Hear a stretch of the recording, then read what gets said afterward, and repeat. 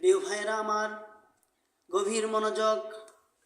আজকে আমি এমন একটি বিষয় নিয়ে এসেছি যে গ্রাম এলাকায় একজন লোক তার বউকে অধিক পরিমাণ পিটাতো।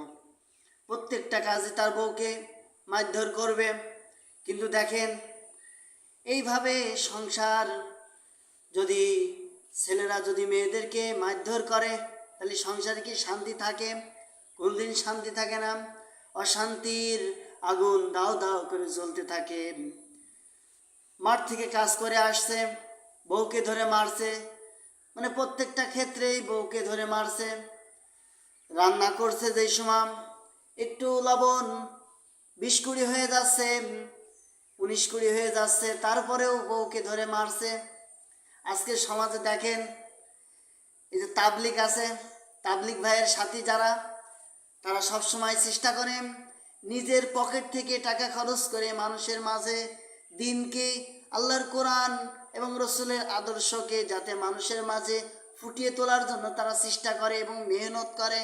কিন্তু দেখেন, যে যত বোর পরে বেশি টর্চার করবে আল্লাহ রাব্বুল আলামিন তার জন্য কিন্তু মেডিসিন আল্লাহ রাব্বুল আলামিন রেখেছেন।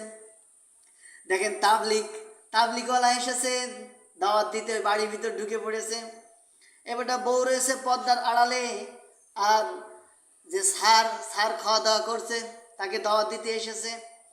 দাওয়াত দিতে আসার পরে তখন বলছে এই বাড়ি কোনো পুরুষ আছে? মহিলা পর্দার আড়াল থেকে বলছে আছে। তখন ওই পুরুষের কাছে দাওয়াত দিতে যাচ্ছে। তখন পুরুষ বলছেন যে আমার তো অনেক কাজ আছে, দুনিয়াবি ঝামেলা আছে। তখন ওই মহিলা বলছেন যে এই বাড়িতে কোনো কাজ কাম নাই, এই বাড়িতে কোনো কাজ কাম নাই, ওনাকে আপনারা তাবলিগে নিয়ে যান। প্রথমে নিয়ে গেছেন 3 দিন, নিয়ে আসার পরে তিনি একদম ভালো হয়ে গেছে। আগে বউ পিটাতো, বউ ধরে বউ পিটাতো, এখন আর বউকে কিছু বলে না। এবারটা বউ জোর করে আবার 40 দিন পাঠিয়েছে। তাকে আবার 40 দিন পাঠানোর পরে সে একেবারে ফেরেস্তা হয়ে এসেছে। একেবারে ফেরেস্তা হয়ে এসেছে, এসে বউকে মারে না। পাশে আবার হিন্দু বাড়ি ছিল, ওই হিন্দু বাড়ির বউ কাছে আমার স্বামী তো সারাদিন দিন রাত আমাকে পিটানি দেয়। কিন্তু এবারটা বলছে ওই বউ আবার ওই স্বামীকে বলছে যে ওই পাশের বাড়ির ওই মহিলার স্বামী আপনার তাবলিগে গিয়ে ভালো হয়ে এসেছে, আপনি তাবলিগে যেতে পারছেন না। ওনাকে জোর করে পাঠানো হলো। বলছে আমি তো হিন্দু, আমি যদি তাবলিগে যাই তাহলে হয়? বলছে না, আপনি তারপরেও মুসলমান হয়ে তাবলিগে যান। তা উনি গেছে, তাবলিগে গিয়েছে। এবারে উনিও এসে আল্লাহর রহমতে ভালো হয়ে গেছে। কিন্তু দেখেন, আগের মুসলমান যখন তাবলিগে গেছে, যে বউ পিটায় না কি জন্যই, এখন সে জানে তাকে একদিন ওই রান্না বাড়া করতে দেওয়া হয়েছে।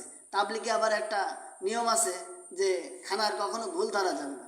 কিন্তু লবণ বেশি দিয়ে ফেলেছে, আর যে খানা পাকায় সে সবার লাস্টে খায়। তা সবাইকে দিয়েছে, তা উনি লবণ অল্প অল্প দিতে একবারে লবণ 20 করে ফেলেছে। তরকারি 20 হয়ে গেছে, এরকম একটা অবস্থা। তা লোকের খাওয়ানোর পরে, তাবলিগের সাথীদের খাওয়ানোর পরে উনি খাতি বসেছে। খাতি বসলি, এবার দেখে তো ঠিকই তো লবণ হয়ে গেছে বেশি, আমি তো খেতে পারছি না।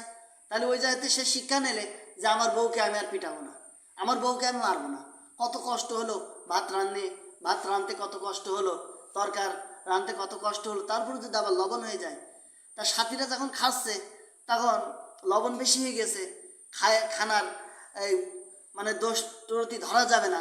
সেই সময় সবাই বলছে আলহামদুলিল্লাহ আলহামদুলিল্লাহ। এবারে উনি বাড়ি এসেছে 40 দিন চিল্লা লাগিয়ে আসার পরে, এবারে উনিও ওনার বউ খাতি দিচ্ছে, বলছে আলহামদুলিল্লাহ আলহামদুলিল্লাহ, মানে প্রত্যেকটা কাজে আলহামদুলিল্লাহ, খারাপ হোক ভালো হোক আলহামদুলিল্লাহ। তো বউ শুক্রিয়া আদায় করলো, আলহামদুলিল্লাহ, যাক আমার স্বামীটা ভালো হয়ে গেছে। আজকে দেখেন, বর্তমান সমাজে তাবলিগ যারা আছে, হকপন্থী তাবলিগ, তাদের থেকে শিক্ষা নেবেন। আর যারা এই যে দালাল মার্কা তাবলিগ, এদের থেকে শিক্ষা নেওয়া যায় না এবং মানুষকে শিক্ষা দেওয়া যায় না। এই জন্য কোরআন সুন্নাহ মোতাবেক যে তাবলিগগুলো আছে, এই তাবলিগগুলো আপনারা সময় দেবেন বেশি করে, এবং তাবলিগের সাথে মেহনতের সাথে তারা কাজ করবেন, আপনারা সহযোগিতা করবেন। আল্লাহ রাব্বুল আলামিন যেন তাবলিগের সাথে কাজ করার তৌফিক দান করেন। আমা তৌফিক ইল্লা বিল্লাহ।